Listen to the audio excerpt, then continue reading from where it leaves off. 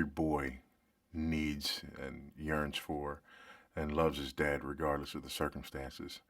And it took a while for me to realize that things were out of whack. It took a while for me to realize that my father wasn't there and that I really spent very little time with my father. My mother was a strict disciplinarian. People ask me all the time, how'd you grow up in drug-infested, gang-infested South Central Los Angeles, really during the time of, when crack cocaine and gang violence and everything else. How'd you grow up in that and not end up in that world? And my honest answer is because I feared Francis Bockham more than any gangster in the street. I was more afraid of my mother than anybody else. And in fact, they were as well. When I was old enough to run into a little trouble, we got on a Greyhound bus and went from Los Angeles, California to Beaufort, South Carolina over a 2.5 or 3 day bus ride. And I spent a year or so with her oldest brother, my uncle, who was a retired drill instructor in the Marine Corps. And I got out of trouble in a hurry.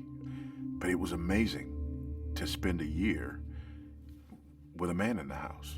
My uncle had learned how to train dogs in the military. Of course, he learned how to train men in the military as well. We did manly things together. And he bought me a rifle, a pellet gun. I went hunting and fishing, and he was a scuba diver, and it was like living with G.I. Joe. I saw masculinity.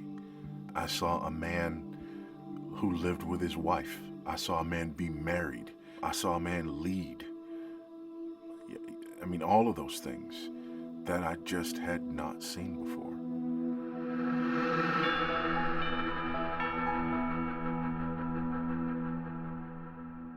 At Church on the Living Edge, what's missing isn't the engaging atmosphere or the lively worship.